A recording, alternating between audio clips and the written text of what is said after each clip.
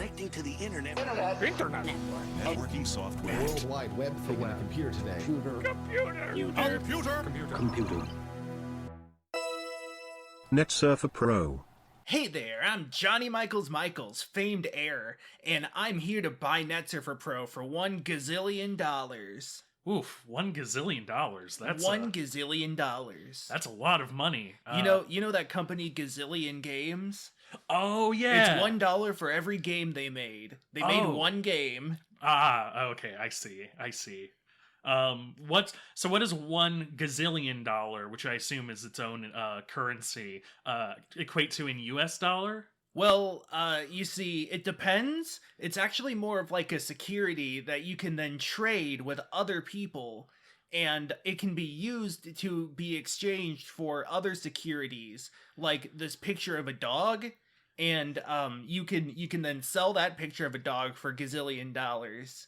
Interesting. Okay, so if I take this picture of a dog, and then sell it for $1 gazillion. I mean, you've just sort of put this picture of a dog on my desk, so, like, what's to stop me from just taking it, like, right now, like I'm currently doing, and slipping it into my pocket, and then just selling it later?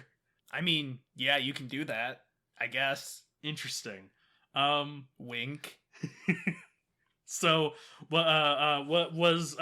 okay, you're interested in buying this. I would have to talk with my main host, but I think I would be interested at the very least. If you're serious about the deal and all. All right, yeah. So in that case, let me just hash out my plans for Netsurfer Pro. All right, yeah, sure. I'd love to hear it. First, we're going entirely digital because digital is the future. Yeah, that is true. We do famously record these on CDs and send them out to our listeners. Mm-hmm. Next, we are going to actually pivot the topic a bit. We're going to talk about serial killers and people killed by serial killers, because that's what's doing well in analytics. Ooh, but doesn't that seem a little disrespectful, though? Well, I mean, every other podcast is doing it, so if you're going to criticize me, you got to criticize every other podcast, you know? Well, that is true, yeah. Unfortunately, we can't actually criticize any one podcast. Yeah, alright, if everybody's doing it, I suppose that it's ethical, so, yeah, any other ideas? Well, now we're also going to be recording everything via video and releasing on video platforms. Oh, interesting, yeah. That's a good point. We could have actually recorded these on VHSs the entire time and sent those out. That would have been, like, retro. But we're not doing that anymore since we're going all digital. Yeah, exactly. Yeah. So the next step then, of course, is to create a long-term brand synergy concept in which we invoke characters that then reappear later on, thus meaning that people have to re-listen to older episodes or stay kept up with new episodes, thus to maintain their knowledge of the series. We don't really do that. I don't think so. Do you think we do that, Cypher? Hey, it's me, Cypher Spaghetti. We definitely don't do that. Yeah, that's true. All right. Bye, Cypher. He's not going to say anything on his way out. All right. Yeah, that sounds all really good. Man, you're really good at business here. Johnny Michaels, I believe is your name. Of course. I learned it from the best. My father, Daniel Michaels. Of the Michaels fame? Oh yeah, the Michaels fame. So I'm curious, is Michaels a middle name? Is your last name Michaels-Michaels? My last name is Michaels-Michaels. My middle name is actually Money. Johnny Money Michaels. Johnny Money Michaels. Oh wow, yeah, dang, no wonder you're so good at business. Well, yeah, we'd love to hear if you can just put this contract on the table here. Thunk. Wait, this is your contract? You're making me sign? Yeah, it's my contract. You did offer to buy us, and so, we're usually the ones that, like, kind of put forward the first thing, and then you would come back and, like, give us a counter negotiation. That's typically how business works. You don't just sort of say you're going to buy something and then not really follow through with any of the details of it. All right, hold on one moment. I think I heard my phone. Hello? Yeah, hold on. Let me just sign this contract real quick. And let me put my John Hancock on it. All right, then let me put my real name on it. All right, and then let me initial. middle initial, which of course is M, last initial, which is also M, followed by another M, and I think we're all good here. Awesome. Thank you so much. That was reminding me to silence my phone. But yeah, we've got a full contract here. We are now under the Michaels family, the Money Michaels fortune. I'm so excited for this long-term partnership. Hey Galen. Oh hey, I'm just what's up? dropping in real quick. Did you see where my sole ownership contract went? Oh, don't worry. It didn't go anywhere important. Slip. Okay, good, because I was going to give that to the god Bathor, who was promising me riches and wealth, or witches, maybe witches beyond my wildest dreams. Oh, dang. I hope it's a fun witch, like the one from Toho. Yeah, not a bad witch, like the one from Hoto Mario. Hoto Mario. Nice in the witch to invite us over for a picnic, eh, Luigi? Honestly, the only thing you can do to make Hotel Mario better is to just do it in Owo speak. Remember, when you pinch Wendy's pennies, they pinch back. But see, that makes it sound like it's Homestar Runner's speech, though. Hey, Strong Bad, I really like your Gamera costume. Homestar, this is clearly Bowser Koopa. This has already gone way off the topic of what we were trying to do. So welcome to Netsurfer Pro, a whirlwind ride through the World Wide Web. I am your host, Matt. Yes, and I'm your co-host, Galen. Although today, we're switching things up a bit because it's actually a Talksurfer show. Oh, right, I walked into the wrong episode. Yeah, if you could just walk out real quick and then walk back out. All right, I'm back. What'd I miss? Not much. I just kicked out the guy who was before you, Johnny Johnny Money Michaels, if you've ever heard of him. No, actually. Yeah. Got him to sell his soul to us, but I'm now realizing that actually it probably wasn't worth much, especially compared to the god that you were almost convinced. Geez, it's a bad thing we only have one of those. We really need to get a printer. Yeah. You know, we spent all our money on a wise mythical text interpreter who, that's of course what the job title is, mythical text interpreter, who was able to uncover the secret ruins and tell us how to make a contract with the blind god Bathor. Yeah, and unfortunately that doesn't leave a whole lot of budget for, office expenses. Yeah, I know. I'm running out of so many paper clips. Oh, man. How am I going to finish my paperclip sculpture without these? Yeah. I don't have any post-it notes because that's what we use as soundproofing here, if you could tell. Yeah. But, well, today we've got a Talksurfer show, which is a whirlwind ride through whatever we want. And I'm your host this week, Galen. And I'm your co-host, Matt. And we've got a variety of topics today, one of which we, longtime viewers might have heard us allude to most recently in that It's not recent Valorant. bit. It's not Valorant. Although famously I do know everything about Valorant. But today we're going to talk about something I only know most things about, and that is the website known as Twitter. Bum, bum, bum. Which is, legally, every time you mention Twitter, you have to add a bum, bum, bum, because it's just sort of that kind of website. Actually, now more, it's like...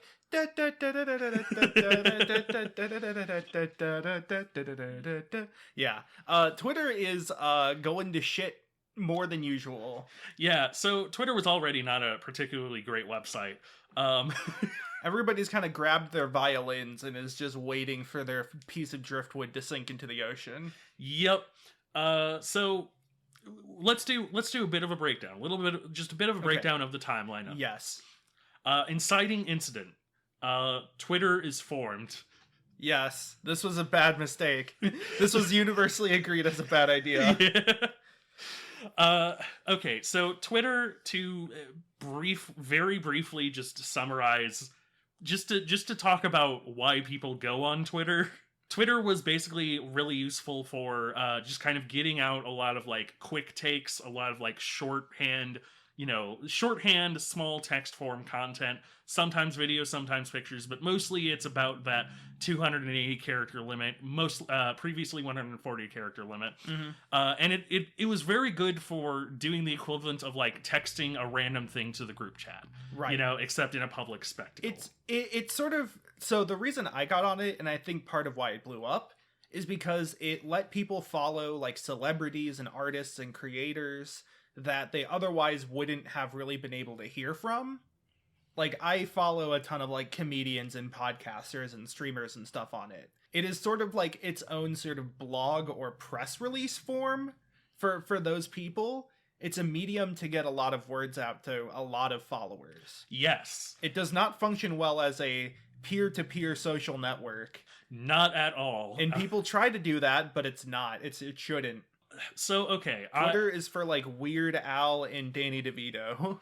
Exactly. It's for like Twitter, I think in its ideal form is sort of the literal like millennial joke of like, here's a picture of my breakfast. It should be that, but as a website is, here's a random thing I've been thinking about. Here's a random thing I've just recently seen. I genuinely don't think we can talk about the most recent thing that happened with it without at least mentioning the Dark Ages from 2016 to 2020. Mm-hmm. So if you didn't know, we had a president at the time, and I'm not going to say a whole lot more. All I'm going to say is that tweets were official policy from that administration. Mm-hmm. Whether or not that's still the case is kind of shaky. We get a lot of tweets from our current president over, just like things that are like, we should do stuff about marijuana legalization or whatever. And we don't really get a lot of action from that. As far as our previous administration, though, it was explicitly tweets are policy. And I think that is kind of what inevitably led to the current topic that we are going to name, because he's very funny to dunk on. Yes. Elon Musk. So here's the play-by-play. So Elon Musk, his posts get deleted from Twitter because he spreads misinformation about the pandemic. Yes. He jokes he will buy Twitter for like what, $420 per share? Something like that. I don't remember if Twitter was the one he joked about $420 per share, or if it was selling Tesla shares for that much. I'm not sure. Yeah, I'm not sure which one, but it was supposed to be this big like meme thing of he's like, I'm gonna buy Twitter and make it better or whatever. It should be noted Twitter was a publicly traded company, and buying would mean buying out every share that the shareholders have, and thus going private. Yes. Then the FTC steps in and says, hey, you said you were going to do this, you have to do this. Because the FTC doesn't fuck around with Elon Musk. Yes. This is not the first time they have gotten on his ass for something he said or done that like really goes outside the boundary of what a CEO is allowed to do. I believe previously on Twitter he literally said like, I think Tesla stock should be lower, and then it lowered, and it was pretty clear. It was pretty obvious that he was essentially gaming the market because he knew that his tweets could affect his stock price. Yeah. So that he could then purchase more stocks. You know what? I should add the obvious disclaimer of this has not been researched. I am not making the objective claim that this did happen. I believe this is what happened, but I might be wrong. Do not sue us. Right. So Elon Musk is forced to buy Twitter for the amount he stated, which was about $44 billion total. A lot. He then fires most of the employees at Twitter, except like 2 or 3 people. There's only 1 PR person left and only like 1 or 2 QA people left. He announces a slate of features, most prominently being a subscription service for verification. Verification means you have a blue check mark on your profile, and previously it means you are who you say you are. This is like, if LeBron James had a blue check mark, you know that that's the real LeBron James. Or, if like a big one, Joe Biden has a blue check mark, that's the actual Joe Biden. Yes. If there's a Joe Biden that doesn't have a blue check mark, then that's fake, and they say something like, I'm gonna come, that's a joke. Yeah. A joke Biden. A joke Biden. He says that this subscription will be available for $20 as a way to bring power to the people and destroy the Twitter caste system. Yeah. Also, he says comedy is now allowed on Twitter. Yes. Next step, he gets sued by the state of California because he did not give the legally required 60-day warning for layoffs in California. He begs other people to come back that he fired because he fired them based on lines of code, which is a stupid idea if you're a coder. Yeah. Because if you're a bad coder, you will write more lines of code than a good coder. A good coder is efficient. Yes. Writing less lines is literally like the goal of efficient coding because it means the computer has less steps to process. We're going to get into this more, but this is part of why I love this so much, because there's very chunky. It's the world of like metrics first business colliding with reality in some of the best possible way. Right. Also, he realizes that he needs developers to go and build these features he's requesting, so he begs people to come back after he already fired them illegally. Let's see. Next up, Stephen King makes fun of him and says he won't pay $20 for a checkmark. Elon Musk says, how about $8? And then goes publicly to say that it'll be $8 instead of $20. This is where a lot happens at once. So I know one of the things is that he said that verification will essentially put you into a like higher class. Oh yeah. So that if you have a verified account, your posts will be seen before those without verification of any kind. Literally destroying the whole point of the caste system. The caste system. But also, as it has turned out recently, that is only the case for like a specific verified accounts page, which you access somehow through the app. This is an app that was already borked before this, for clarity. Yeah. Okay. So, people realize that if anybody can have a checkmark for $8, there's nothing that signifies that something is an official account. So they can, make imposter accounts for whatever they want. And so people with blue checkmarks start changing their like header name to Elon Musk and getting his profile picture without changing their @. It's very hard to change your actual @username if you're verified at least, but you can change how it appears in like the black bold text. Yes. However, both are always visible on Twitter. So you can see that it's not Elon Musk, it's the Onion. Yeah. Just pretending to be Elon Musk. And they start posting funny things like, I love drinking piss. Yes. Or I've made a huge mistake. Yeah. Elon Musk starts banning these accounts. Some of which are extremely notable. I know one of the biggest ones was H3 Productions to go down with the ship. Mm-hmm. Honestly, he finally did something good. H3, not Elon. Yeah. So yeah, a bunch of big accounts get banned. Elon Musk now says that you have to have parody very visible on your account if you're making a parody account. Yeah. People start doing that and posting things anyways and getting banned again. Yeah.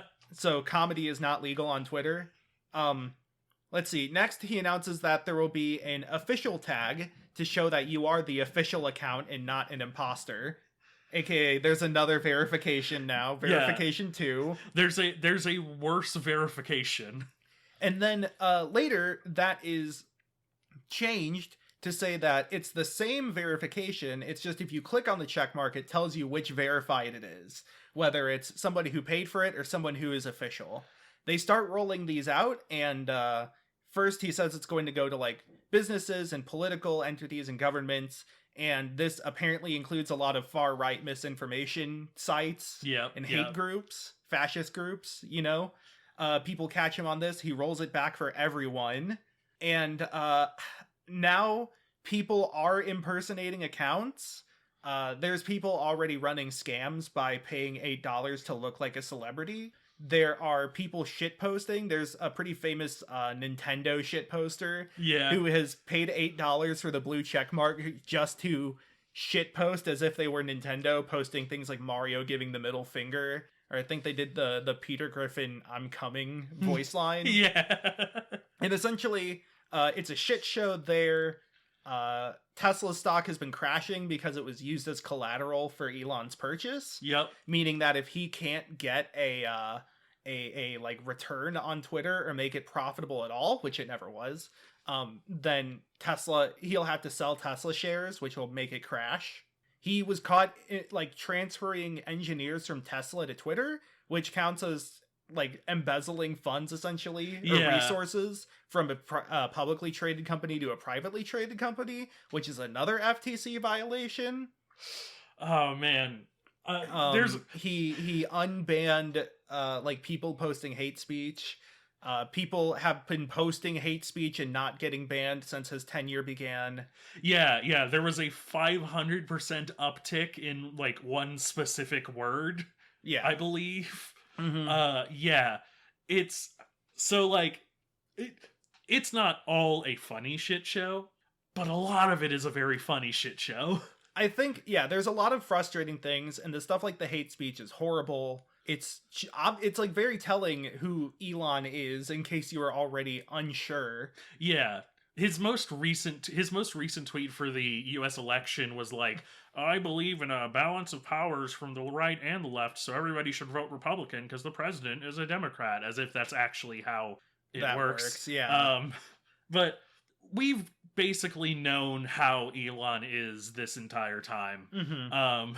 I say we in the broad sense, but like, you know, we know the game at this point. As far as that is concerned, it's Elon is essentially banking that the alt-right crowd will like him enough to. Actually, that's a good point to bring up. If the alt-right crowd likes him, what happens next? Like, most of the alt-right crowd does not have funding. Those that do have funding, those that, you know, the Koch brothers, sorry, the Koch brothers singular, like, you know, has a lot of money, but no other billionaire seems to really like Elon Musk. You know, no hedge fund is going to put in money to support Twitter just for the sake of I don't think it's Twitter. I think it's propaganda, essentially. Yeah. He, being a billionaire, he has a vested interest in the party that will allow him to commit labor violations and wage theft. Yeah. And won't tax him. And so owning a major source of information online and then unbanning the people who post misinformation and further spreading that misinformation benefits him directly, even if not this direct financial way. Yes. Also, I am still thinking he didn't actually want to buy Twitter. Yes. See, okay, here's where it gets funny for me, is that there is a real politique consequence to this of, like, essentially owning the information system. However, that is a very short-sighted goal, as it almost always is. Mm-hmm. Because the fundamentals of a business is something that Elon Musk is actually extremely bad at, despite what a lot of like Forbes articles would say about him. Like, Elon Musk fundamentally does not understand business, and it is hilarious seeing this whole saga from the first half because it's very clear. Like, this is one of the most clear aspects of this. This does not require an expose where it turns out that, like, he will show up to work in a bad mood and say, who am I going to fire today? Real thing that he does. This is like him purchasing a terrible money sink, having everything crashing around him, and essentially trying to salvage it by, like, trying to own the messaging. And I just don't think the messaging is going to go well for him before the business side of this goes very poorly, because firing a whole bunch of your developers is bad, especially when you have, you know, a million goddamn, you know, like, different ideas that are created and abandoned entirely on a whim and based on whether or not Stephen King dunks on you. The fact that he purchased this company in the first place is a bad idea, which is a natural consequence of just saying you're going to purchase a company on Twitter, because, again, the perception here is that Twitter is intent. Like, it has been that for years, and so, I tomorrow could say I'm going to purchase Twitter, and no one would bat an eye because I'm not a billionaire. But Unfortunately, like, you know, when you are enough of a public figure that those sorts of statements have weight, you have to actually back them up, and so you get actual governmental like branches on your ass about these things. I also think it's hilarious that the verification kerfuffle essentially started because he didn't like some verified people. Like, okay, a problem with Twitter, I will say, and this predates Musk, is that even though verification is literally just I am who I say I am, I would think that I would struggle to argue against the idea that verified had a prestige effect. I don't think it had it as much as people tend to think. There is a reason that, like, when they, you know, mass banned Alex Jones or our previous president, like, that had a genuine sort of good positive effect, because there is, if nothing else, the view of legitimacy from it. Mm-hmm. And you don't solve that problem by giving it to everyone for a nominal fee. Mm-hmm. You also especially don't solve that problem when it is literally a caste system based on A, who can afford $8 a month, and B, who is a you know, news website or what have you, a governmental Twitter. Mm-hmm. Yeah, he's using like dog whistles and stuff like that, like comedy and free speech, to coax his followers into just ignoring whatever logical, like, consequence these things have, saying that they're all for a good purpose, when in reality they're just self-serving. It's the image of Apu jumping in front of Snake, and it's like, you know, Elon Musk, valid criticisms, and the person taking the bullet is weird nerds. Yes. It's like, people are like, oh, well, you can impersonate people on Twitter, and it's like, even though he said comedy is legal, it's like, oh, you know, such and such, and it's the criticisms are getting brushed off as if they were heroic or just. Homestuck reference. When in reality, it's just like, no, these are natural things that are going to come about because of poor business decisions. Yeah. Also, so my big thing is that the blue checkmark can't just become subscriber now. Yeah. Symbols have meaning, and when that meaning is reinforced over years and years, it becomes common to the point where you can't just give it a new meaning. The way I'd say it is, like, if a green light was changed to mean stop, or it was, like, used in some other context that had nothing to do with the concept of go, then people would get it confused constantly, because up until then, it had always meant go. And so asking somebody to completely reframe it is like asking them to change, you know, the definition of a word, or I don't know, maybe not that, but asking them to reframe it is like, I don't know, asking them to just brainwash themselves, I guess. It's that humans pick up on patterns, and you can't just present a new pattern and think it's going to go okay. There is a reason that the Red Cross is, like, extremely adamant about enforcing their copyright over the Red Cross symbol for this exact reason, because if tomorrow Elon Musk bought the Red Cross and then was like, we're going to give out the Red Cross to anyone who pays me $8 a month, then, you know, anyone could, this is a more obvious, like, kind of hyperbole real life example, but anybody could pay $8, put a Red Cross on their shoulder, and then, I don't know, you know, go out and rob a bank or whatever, and be like, don't worry, it was the Red Cross who did it. Yeah, or like, if you could, like, buy a thing that says ambulance and put it on your car and be like, no, it's an ambulance. Yeah. Like, oh my god, yeah, that's literally a staple of certain types of theft is that you, like, get a, you know, a police badge looking item, pretend to be a policeman, and then, you know, walk up to somebody and be like, I need to search your car for whatever, please get out of the car. Oh, no, that's Doctor Who. Oh yeah, sorry, I'm thinking of Doctor Who.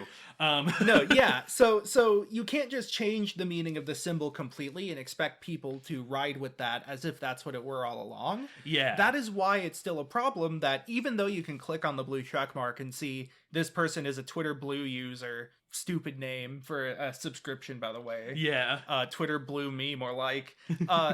That still doesn't work for most people, because they're so used to blue checkmark meaning this is the real deal, that they have to really, really be mindful of catching themselves before they think I can trust this person to be who they say. You know, like I said, I've already seen like LeBron James scammers pretending to be LeBron James with a blue check mark just to get people to buy into scams. Yeah. And the Nintendo thing, it's like, the other problem is that with Elon mainly announcing these via tweets, people who aren't super plugged into Twitter aren't going to know these changes. There's no like press release. It's just a 280 character tweet. So like the average schmo doesn't know that the blue checkmark's definition has changed. Yeah. They're going to see Mario flipping the bird and be like, I'm not giving Nintendo any more money. They have ruined my son. They've ruined my son. My son can't stop flipping the bird at me now. So I want to end this segment with just a couple of like statements of intent, as it were. Not necessarily statements of intent. A sort of like, here is what I would generally like say as far as the ethics of continuing to be on Twitter. Keep being on Twitter if you want. I'm going to keep being on Twitter until it like literally actively starts, you know, antagonizing me. I've already been trying to like get through to another avenue like Tumblr or something.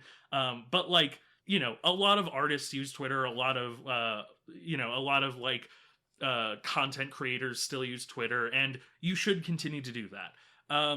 Paying for the subscription, honestly, like, I feel like, here's the thing. I would not accept a sort of like, but you paid for it anyway excuse, because like 90% of the people who are paying for it for 1 month are immediately going to cancel it once the meme stops being funny. And like past that, it's going to be like scammers and people who don't know better. People with hexagon profile images. Exactly. Now I did see some people, like people who I respect, essentially saying like, listen, you know, my art is my livelihood. If this has actual consequences, then I will pay to keep this thing. And that, I think, is extremely fair. Is like, there is just a lot of people, especially once like the Tumblr art purge happened, that need to continue to use Twitter for literal business purposes. And so like, I do not necessarily bemoan anybody for needing it for that purpose. What I would say at the very least is make 100% sure, because there is a lot of misinformation about it, that there are actual benefits before you pay that $8. Yeah. Because as of right now, and this could change, but as of right now, there really isn't, beyond a single tab on an app that I'm sure you have to click 2 other tabs on the app to get to. Like, right now there is no reason to have it. Everybody still has the same broken algorithm that Twitter has always had. No reason to have it if you don't need it for your identity. Yeah, exactly. That's the other thing. Yeah. And so, yeah, like, realistically, the ethics of an individual person is like, one individual person giving $8 is not going to make Elon Musk any less rich. But don't worry. Twitter, he will absolutely be less rich by the end of this. Yeah, he already is less rich. Yeah. So yeah. And if you pay it for shitpost purposes, I mean, good on you, honestly. Like, it's going to die, and you're going to cancel it pretty, like, you know, within like a couple months. And so keep pissing off Elon Musk as much as you want. So yeah. That's really all I have to say about it. This is like 10%, 25% like genuine problems, but 75% really, really funny. It's pointing and laughing at a billionaire losing money, which is really funny. Yes. Yeah. It's an analogy I wanted to make was that it's like if Elon Musk joked about, hey, wouldn't it be funny if this leopard ate my face? Then the leopard proceeded to eat his face. And then instead of stopping the blood, he tried to sell t-shirts with the famous face-eating leopard on them. Yeah. Oh, man. Yeah. Yeah, that's all to say about that. Let's go to something very good. Yes.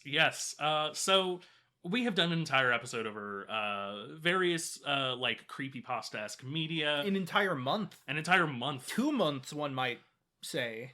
1.5 months. Month. Spooky month. Month is very hard to say in succession. Mhm. Anyway, so we follow Tony Petscop on Twitter. Mm-hmm. And At Pressed Yes. Yep, at Pressed Yes. He is great. Honestly, very good tweeter. Just kind of, talks about random things, gives us more Pets Crop trivia. But very recently he put out a tweet that was like, hey, are there, any interesting, like, web series that I haven't caught on because I have kind of been out of the scene for a bit. And one that he retweeted, the only one I believe he retweeted, with a please watch this, was a little series called Verde. Verde. It's so good. So I believe that it means Green Valley in Spanish. Yeah.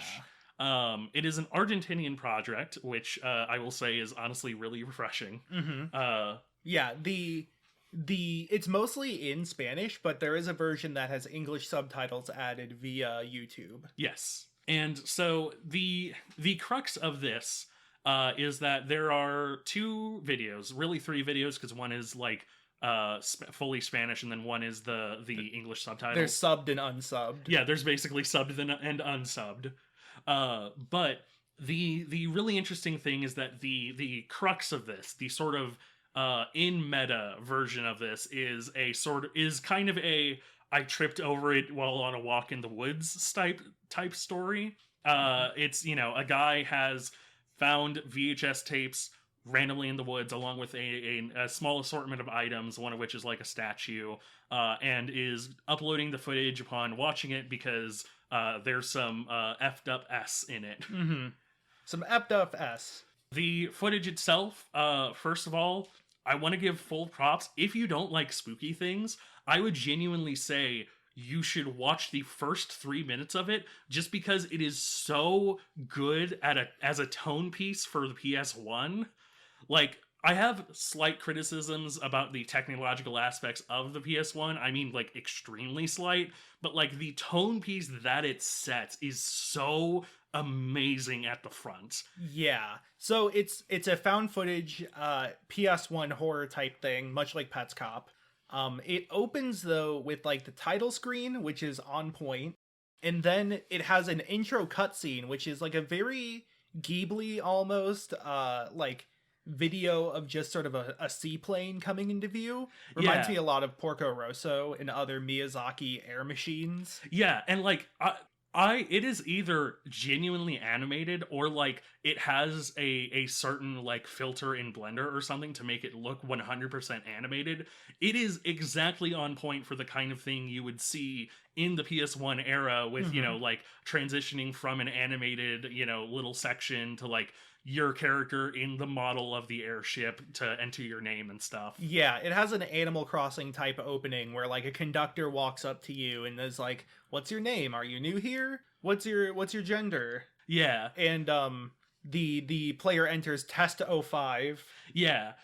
So one interesting thing is that at the very front there's a bunch of random text. It's not random, but it's like, it's very sciencey text. And once, like you said, once it gets to the character's name, it's test 05. And the place that they end up going after they like fill out their card is a place that seemingly requires like a certain developer input, because they go to debug Shima. Mm-hmm. It's like a test build or something like that. What precedes, so we're not going to do a complete go over. Yeah. Might save that for the future. But what precedes is an exploration of a sort of like mix of Animal Crossing and Boku no Natsuyasumi. A very like life sim PS1 style game. You meet the mayor, who's this wolf. He keeps bringing up, the next election and asking for favors. You meet some of the other townsfolk, including some kids. And when you go to meet the kids, it's the first horror bit, because he shows you around to like various little houses that have flags on them, and he's like, "And here's Jimmy from Ireland," and it's like it very much immediately hits you with the horror stuff, because it's like their portrait is like a fucked up little picture, and you get a very audible like Yeah, glitchy, data moshed image and audio. Yeah.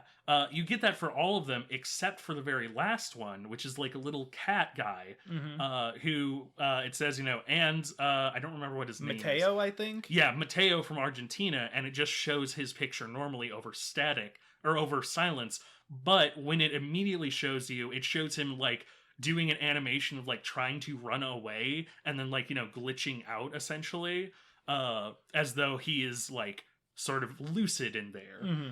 And then the crux of what immediately then happens after honestly a very funny little bit that we won't spoil for this is that it like cuts, like hard cuts, and there's some text that says like anomaly X, like spontaneous level generation. And this is seemingly then the crux of the video, is after showing some kind of scene, after showing some kind of weird anomaly, quote unquote, it cuts to the next one. Yeah. The anomalies, just a quick go over. The first one, after, by the way, the UI, the player goes through like the UI for the game, like a town map and everything. Very well made. Yes. Like, the attention to detail in terms of the design is on point. I'm not super sure about the technological, like sort of quirks of the PS1. So, yeah. I will have, here is my literal 2 cents of criticism. This does not detract from the series in any way. I love this series. Here's the 2 little bits. One, texture warping is one of those famous things that the PS1 does. There does not seem to be any texture warping for this. Now, for something that is like in a Mega Man Legends style, I don't know if the textures would actually warp. That's usually for like, tank control-esque type games. But for being one of the most famous like technological aspects of the PS1, the fact that there's nothing of it is like a little bit like, eh. And 2, the models themselves, I believe, are like a little too high definition. It's on a line. It's on a line where it's like, I think that if this were a Dreamcast game, it would have like absolutely like killed it 100%. Like no questions asked. This is absolutely what the Dreamcast can do. For the PS1, it's like just a little bit on the line, I think. But I definitely think that the tone piece and like the technological aspects of it are a lot lower than to the like thematic elements, the story being told, the and mood, the story, the atmosphere. Yeah. One other little thing. I know that the crux of it is that it is a science, like people who are analyzing this, a sort of SCP style, but I do think that the movements themselves, even for a tank control game, are like a little robotic. I think that a real person would be just a little bit less robotic than they are. But again, those are minor criticisms to a series that I very much love. Yeah. So there is like this whole section where the player goes through a series of rooms in the woods. Each room is related to one of the 7 deadly sins. Yep. So like for greed, there's a bunch of piles of gold. For sloth, there's like a bunch of TVs and a Spanish song about somebody like not wanting to work. Yeah.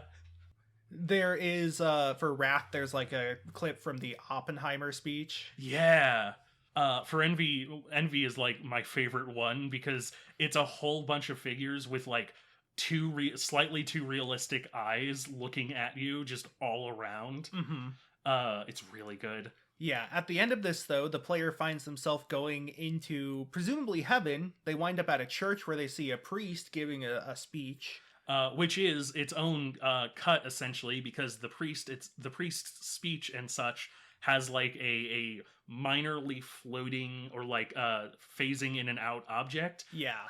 Which your local co-host here actually was the one to point out to me. Yeah, I'll get to that in a second. Yeah, absolutely. The player then follows. There's another anomaly of like the statue in the town center moving around when the wolf's not looking. There is an anomaly of like the wolf and an archaeologist character and a robot, like a scientist character, going into a back alley that the player kind of glitches into. And then they go into like a weird portal, and then they go into this dark forest with like this creepy moving figure in the background. Kind of looks like the old game character Dizzy, the like egg with feet. Yeah. And then they find like a circle of wolf statues around a dead lamb, and then they get jump scared. And then there's an anomaly where they end up in front of like a biblically accurate angel guarding a gate. And when the player tries to get close, the angel swings a flaming sword, which I caught. I don't know if there's any like, ooh, look at this type videos like Nexpo or Nightmind or what have you. Not for Valle Verde yet. Yeah, not yet. But I want it to be known that I caught that all on my own, that flaming sword. And then there is a section where the player is like told that they need to eat some food, and they go to a tree and they pick up some fruit, and then they get like attacked or something. Yeah. Or no, I think that happens before the angel, and then the angel is right afterwards. Yes. And it's like the Garden of Eden eating the forbidden fruit and getting kicked out of the Garden of Eden. Yes. And then they're in like a meat hellscape, and they see like a zombie blue baby version of the archaeologist who's saying how like the smiling one needs money for a carnival. And then finally, the player ends up in like, I think Mateo's house. Yes. And there are like pictures which are apparently drawn by an Argentinian artist. Yes, there's one extremely famous one. It's the slightly more famous version is just like slightly different than the original one. But it's the picture of Jesus like holding up a hand, and then from Jesus emanates a rainbow. Oh, well, I was going to mention there's a different artist as well who drew like sketches. Oh, and yes. They were supposedly having this artist supposedly had precog powers, and like one of the sketches showed like, I think it was a picture of an angel. I'm not sure, but that image gets referenced with like the Statue of Liberty or something. Yes, because there's a bit where they bomb the Statue of Liberty.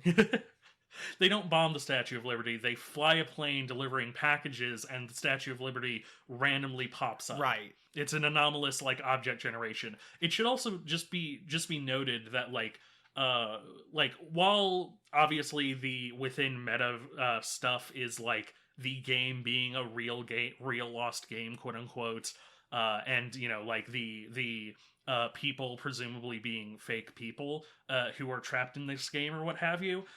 The references to like Christianity and religion are all real references. Like these are real artists that it is using for thematic relevance. It's like metatextuality, where it specifically alludes to existing other works to further the narrative or the themes of the story. Yes. Including, as you said, that last painting with Jesus. Yes.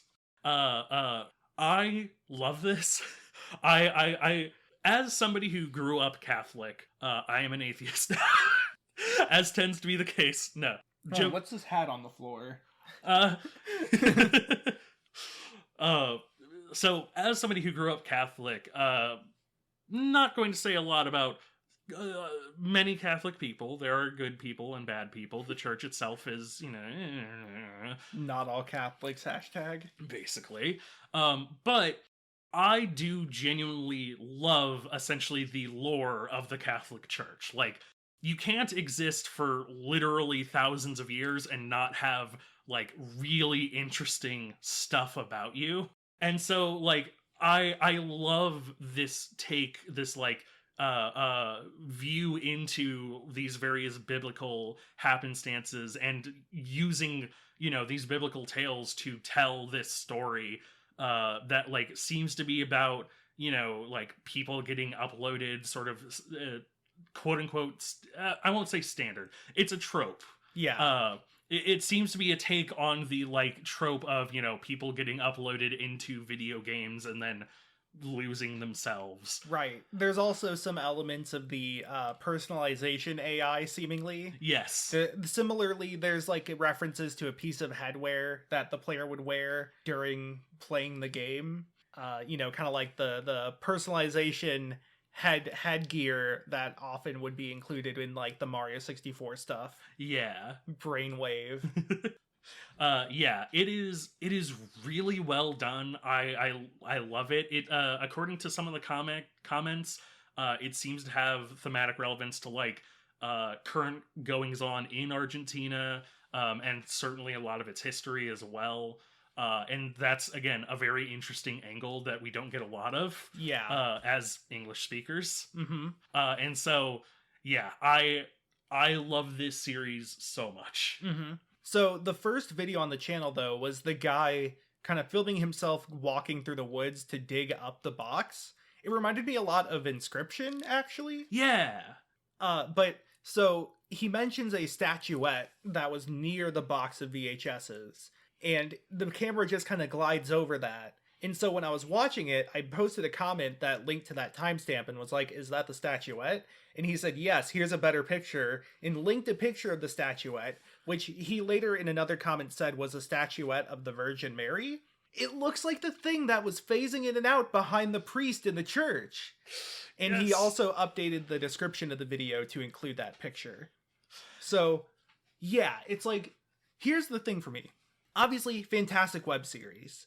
Is it an ARG Y/N? Yes. That's what I want to know, because this is interaction that I had asked a question to the creator, and in universe, the creator responded, and it has provided new information about the world. Now, will that have an outcome change? Because that is sort of part of the ARG, is that the outcome can change, or the player has effect on the story, versus just interaction. Yeah, where does it fall on the scale from ARG to Pets Cop? Yeah. I'm really excited.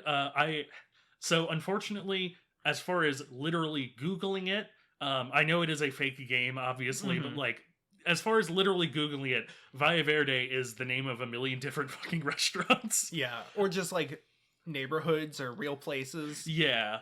You should be able to find it online just by looking up Valle Verde, or like Valle Verde English, gameplay, Justin Bieber free iPhone.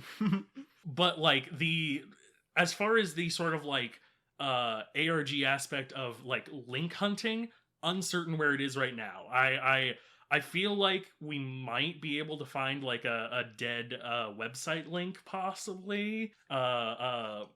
Fingers crossed, essentially. But yeah, whether this is a actual ARG where we're going to have inputs and going to have to reply with YouTube videos of us playing songs on the ocarina, or whether this is just going to be, I say just, but whether this is going to be a full narrative exploration where there isn't a whole lot of audience interaction. Uncertain at this time. We'll have to wait for episode 2. But honestly, once episode 2 is out, we should definitely do a watch along, because I'm so excited about this series. I'm so excited about this series. We're already almost an hour through this episode. That's true. Do we want to hit just a couple of little highlights, things we've recently been doing? Yeah. Okay, Sonic Frontiers. Really interesting game. We did a trailer blazes about it. I was pretty sure it was going to be bomb.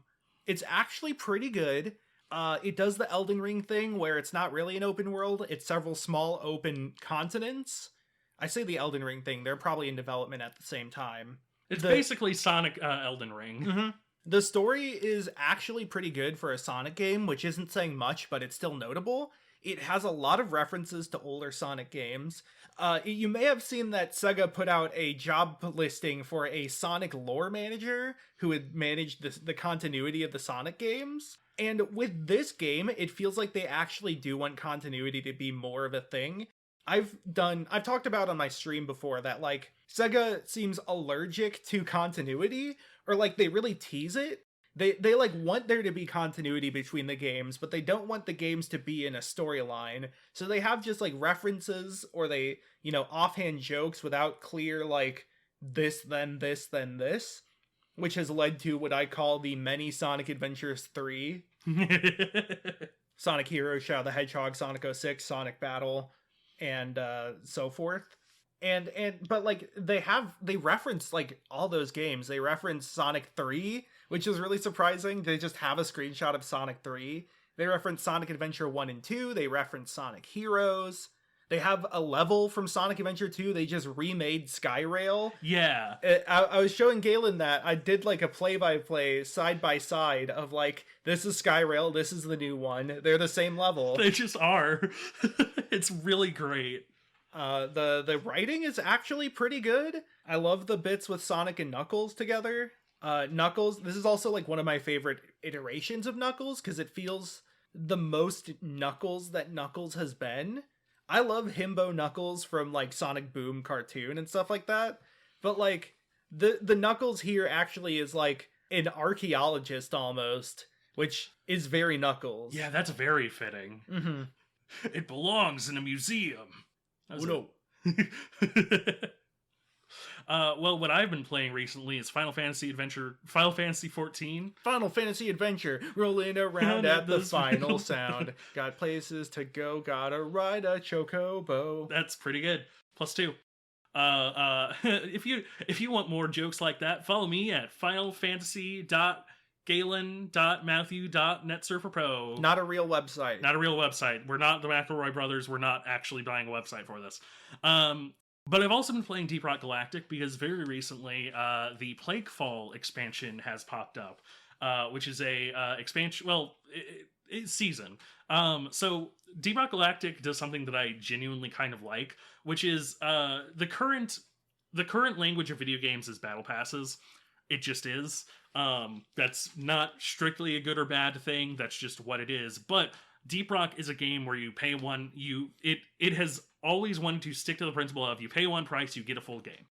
There are multiple cosmetic DLCs. Those are almost entirely just to support the creators, who are creators worth supporting. And so it has a battle pass system, but there is no way to speed track it in any way. And this happened with the previous season as well. Everything from the battle pass, if you do not get it through the battle pass, will be made available as just actual cosmetic purchasables and stuff, because the whole game after the game itself is, getting a bunch of minerals within the caves that then you can purchase various upgrades for weapons and or cosmetics for. As far as the gameplay itself, it is still very much the awesome Deep Rock Galactic experience that I've loved so much. The use of lighting is extremely good. The tone setting is very good. The comedy is always on point, honestly. This is a very funny game. I quote it very regularly. Rockin' Stone it has a dedicated Rockin' Stone button. I love a dedicated Rockin' Stone button. Yeah, Plaguefall the Plaguefall Season 3, it has added more. It is more of the Deep Rock Galactic that you love, and it is it's a fun time. I genuinely love this game so much. It is, I think, top 20 on my list. The Simpsons did a Death Note parody. Yes. So, Treehouse of Horror just aired recently. I'm a pretty big Simpsons fan, but I haven't caught up with the recent seasons. I've heard they're pretty good, though, that it's kind of been a bit of a comeback. But, so Simpsons did a Death Note parody. Apparently the animation studio that oversaw this parody was the studio behind Death Note's anime adaptation. Nice. I love all the character designs. They have, it's mainly Lisa in the rest of the Simpsons, and then like Mr. Burns, and then those are the main characters that appear prominently. Oh, Kent Brockman appears a lot, but they have a lot of side characters in the background. Like you can see anime versions of Ned Flanders, Disco Stew, Sherry and Terry, Milhouse's mom. I don't remember her name. Yeah, a lot of people. It's really fun always to see like characters remade in a different art style. Shoutouts to Fusion Fall. Genuine shoutouts to Fusion Fall. Honestly, that's a whole ass episode too. Yeah. The parody is very true to Death Note. It has like a rule added that wasn't in the original series, but it makes sense and gives it both a new angle for comedy and like plays around with the weird wacky rule set behind the Death Note. Yeah. It kind of fast forwards through a lot of the schemes, but it does mimic a lot of famous shots from Death Note, like Light striking a pose with the pen in his hand. A bunch of stuff in Lisa's room mimics Light's room. The lighting, the arrangement of the furniture. the lighting. Yeah.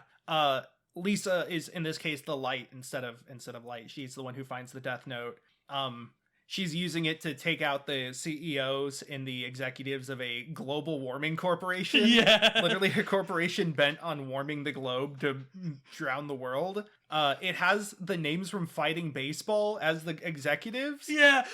So yeah, you've just got her like writing like Willie Dustis and Mike Truck in her death tome, as they call it. It's very good. I love me a Fighting Baseball reference. Yeah. Ultimately, Lisa comes to face with L, which is El Barto, which is a genius play. Bart, in this case, he first appears kind of scrunched down the way L sits in a chair. Yeah. He has bags under his eyes. Really clever way to interpret Bart's hairstyle, by the way. Yeah. It's very on point, pun intended. Yeah. And then of course there's the big bit of like Bart's like, "Wait, would you really kill me, Lise?" Good parody. I'm gonna sort of go over some stuff mentioned by The Real Jims, who is a Simpsons tuber on YouTube. That apparently the first time they did a Death Note parody in the Simpsons comics before, but it was not as accurate or close to the original Death Note. It was more just treating it as a spooky item. Yeah.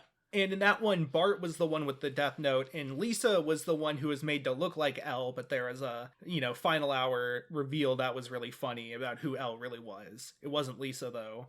And in this one, Lisa is Light and Bart is L, which makes sense for sort of who Lisa is as a character, and Bart being her adversary makes sense.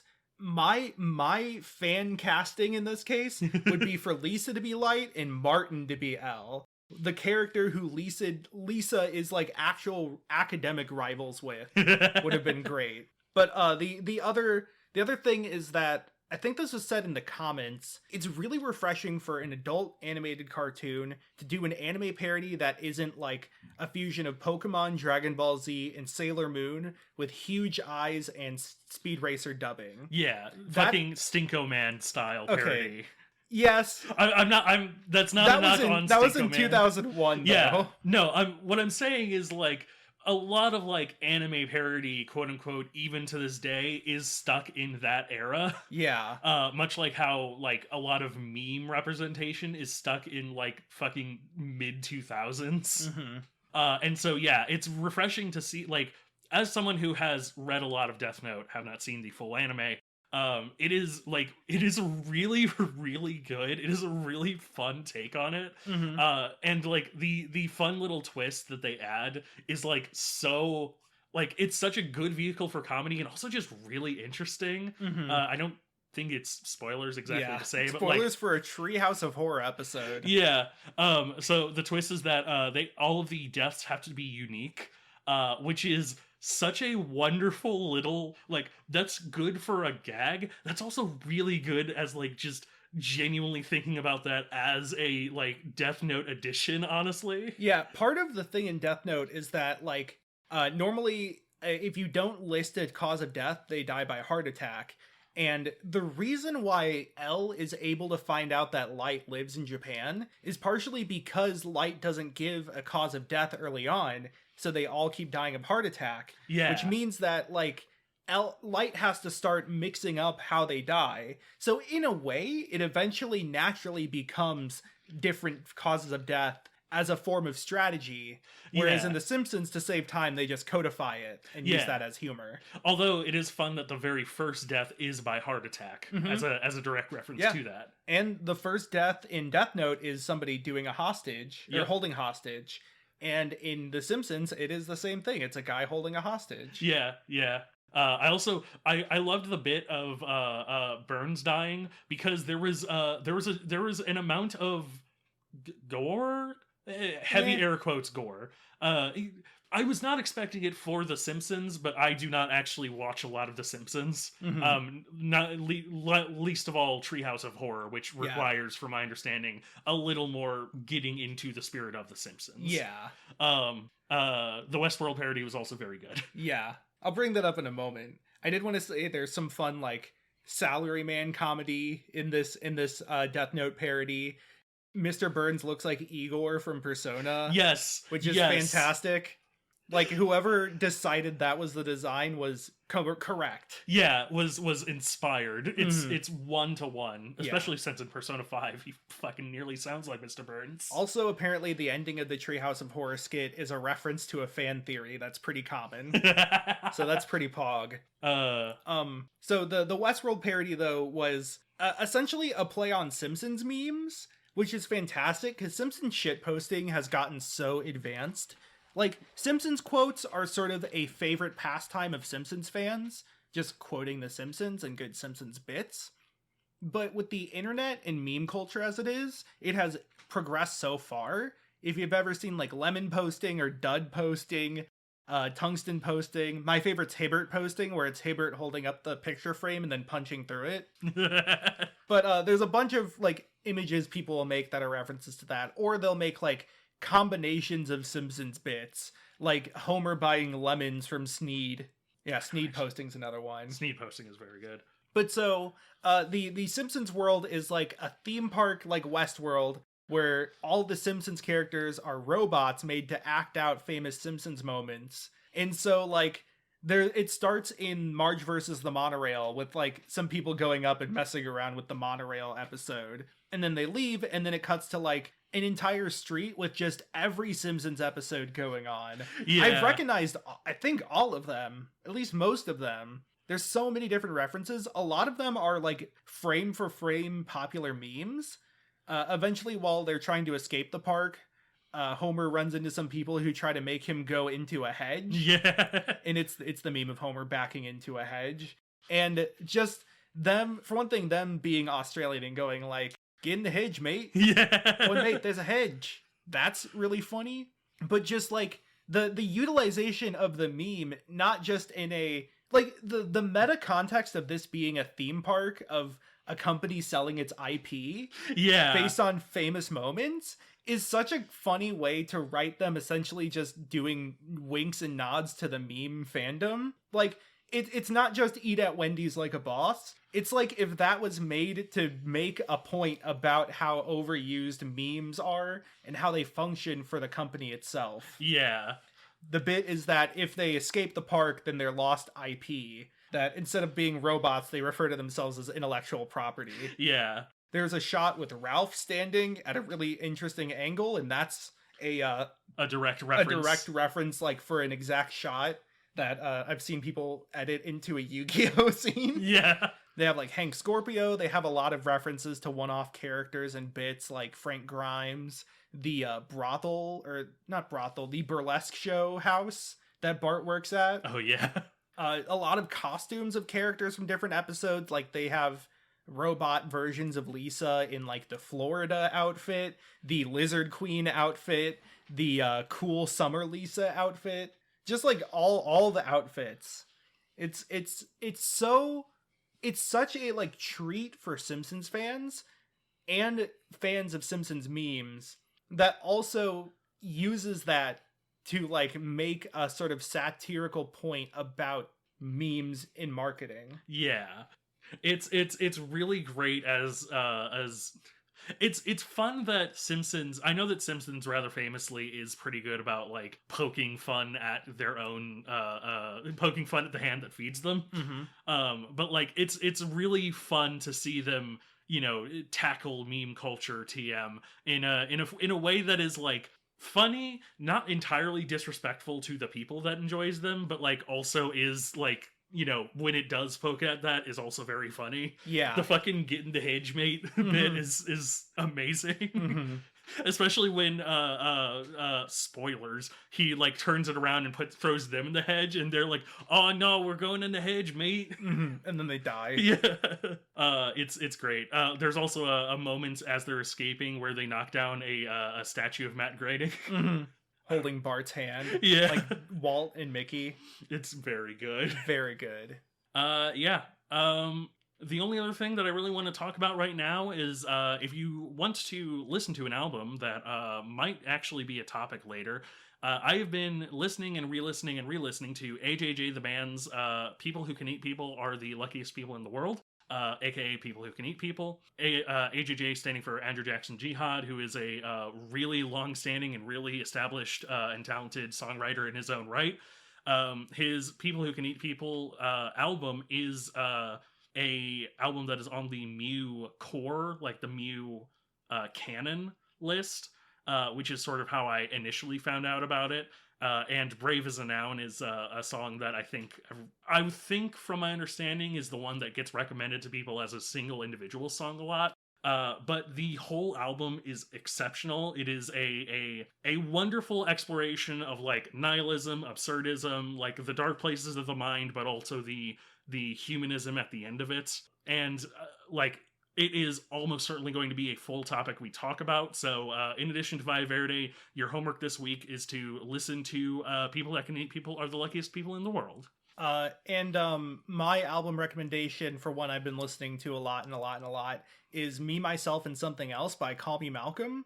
It is a ska punk concept album that has to deal with like mental illness, disability, especially like genetic disability, the 24/7 news cycle, and sort of unity in the face of oppression. Banger album, big recommend. What is the name of the song that... Oh, it's look up What You Burn. That is, I think, the best like thesis song for the album. If you're trying to like look up one song from it, look up What You Burn. And I guess look up at the sky and enjoy the sunlight while you can, because it's getting cold. Yeah, it should be getting winter pretty soon, the most wonderful time of the year. I say that, but it's 70 in November. Yeah. We should get Lisa a death tome. We really should. Until then, thanks for listening. This has been Talksurfer Show, a part of NetSurfer Pro. You can follow us on any podcasting platform you like. Give us a like, give us a rating, give us a review. Let us know how we're doing. Let us know what suggestions you have for topics you'd want to see us cover in a future episode. You can also follow us on Twitter at NetSurfer Pro. Maybe, have to do something else in the future, but for now we're just on Twitter. Yeah, if there are any updates, will almost certainly come from there if we end up deciding to switch to Tumblr or something. Where you can get updates on when our new episodes go live, and also teasers for upcoming episodes in the form of little emoji riddles. Try to solve them. There's one that we didn't do from October that we will do in the future. Yeah. So that's an extended challenge for you people. Solve the Minotaur's labyrinth. Yeah, sure. Nowadays, like, all the walls are kind of torn down. It's very easy to solve. That's a good point. You can follow me on Twitter at MattCraigGaming. You can follow me on Twitter at Twackaroo. That's TWAKAROO. I tweet, jokes I think of, funny things, whatever things, complaining about people, complaining about Rivals of Aether. And I post updates on all the projects I'm working on, including when I go live on my stream, which is twitch.tv/twack, twitch.tv/TWAK. I stream during weekdays, and I am raising money for Juvenile Diabetes Research Foundation because November is National Diabetes Awareness Month. Yeah. I am going to be playing Fortune Street. Nice. Pajama Sam 1. Nice. I am going to be playing The Witness Randomizer. And to cap it off, La Mulana 2 Randomizer. I'm not excited about that one. Oh my god, La Mulana 2 is already a fucked game. With a randomizer, it's even fuckeder. That sounds awesome. I will have to not miss any of those streams. I haven't thought of a donation incentive because there was just a charity fundraiser in October or September that I did do a lot of fundraising for, and I had this whole incentive scheme. But maybe if I raise like $100 or $150, I'll come up with something. Yeah. Well, please make sure to check that out. As for myself, you can find me at TikTok and on Twitter at Galen Wilson. That's at GALANWLS0N. I post my hot takes and might transfer fully to Tumblr, which you can actually find at twitter.com/Galen Wilson. There is no zero on that O. You can also find me on YouTube at The Only Galen on YouTube, where I'll probably post a video one of these days. And you can find me on Twitch at twitch.tv/machinegunvampire, where I might end up streaming something a little fun. It's nothing related to this, but I've been having an idea for a stream that I've wanted to do for a while, and I might just do it. Then do it, nerd. I guess I'm gonna have to do it. Just I've been called a nerd. Do it. Just do it. Don't let your dreams be memes? Yeah. Don't let your dreams scream. Anyway, now that we've been bought out, this is the kind of comedy you can expect, because we're gonna have to sell out super hard. Yeah. Like real big fish. Yes. Damn. Why did Ed and Scott quit? That's the pressing question. Why did Ed and Scott quit? Tell me.